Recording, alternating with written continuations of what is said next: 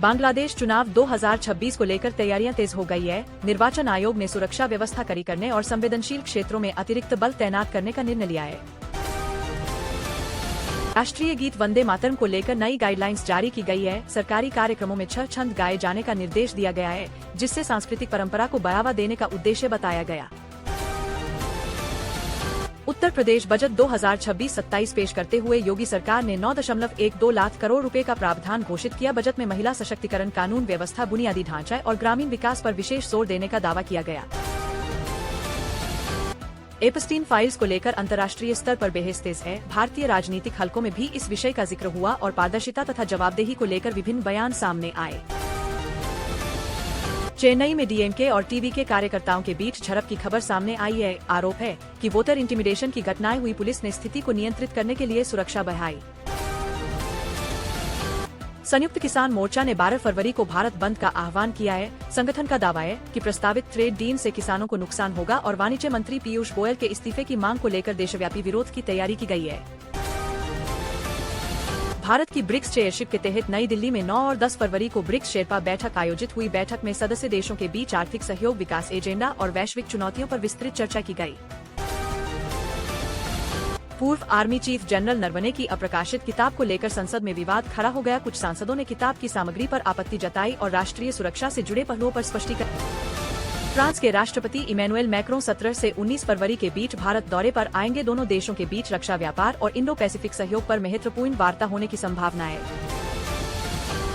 Supreme court ने packed food पर front of pack warning label लगाने को लेकर एफएसएसएआई को सख्त रुख अपनाने का निर्देश दिया है। उपभोक्ताओं के स्वास्थ्य और पारदर्शिता पर जोर दिया गया है। राहुल गांधी ने 6 राज्यों के 200 जिलाध्यक्षों को कड़ा संदेश दिया है कि काम करे या पद छोड़ दे। संगठन में जवाबदेही और प्रदर्शन को प्राथमिकता देने की बात कही गई है।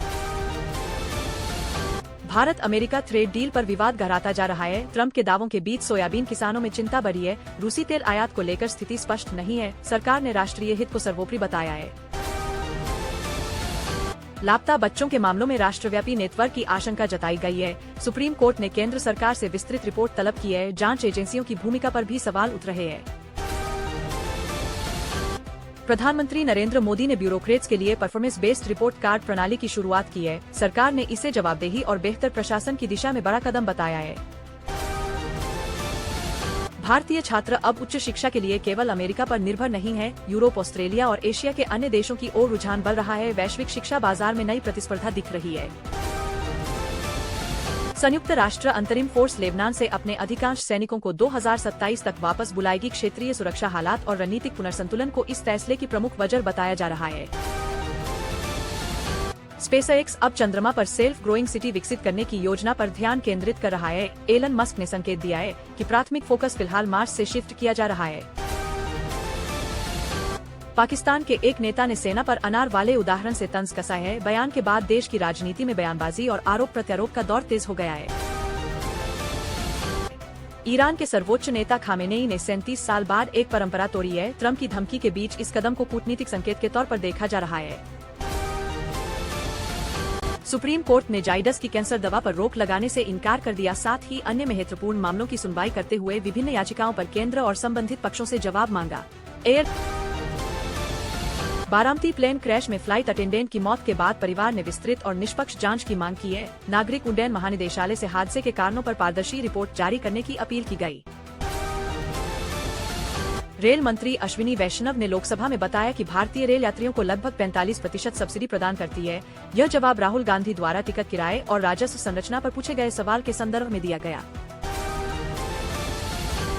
दिल्ली में वायु गुणवत्ता सूचकांक बहुत खराब श्रेणी में पहुंच गया। प्रदूषण स्तर बढ़ने से स्वास्थ्य संबंधी चिंताएं बढ़ी और प्रशासन ने नागरिकों को आवश्यक सावधानी बरतने की सलाह दी। व्हाइट हाउस में ट्रंप और नेतन्याहू की बैठक के दौरान मध्य पूर्व की स्थिति और द्विपक्षीय सहयोग पर चर्चा हुई। इस मुलाकात के अंतर्राष्ट्रीय राजनीतिक प्रभावों पर विश्लेषण जारी है। बिहार में नीतीश कुमार और तेजस्वी यादव के बीच बयानबाजी तेज हो गई है। दोनों पक्ष आगामी राजनीतिक समीकरणों और विकास मुद्दों को लेकर एक दूसरे पर आरोप प्रत्यारोप कर रहे हैं। ग्वालियर में मंदिर उद्घाटन कार्यक्रम के दौरान भगदड़ मचने से एक महिला की मौत हो गई और कई लोग घायल हुए। प्रशासन ने घटना की जांच और भीड़ प्रबंधन व्यवस्था की समीक्षा शुरू की।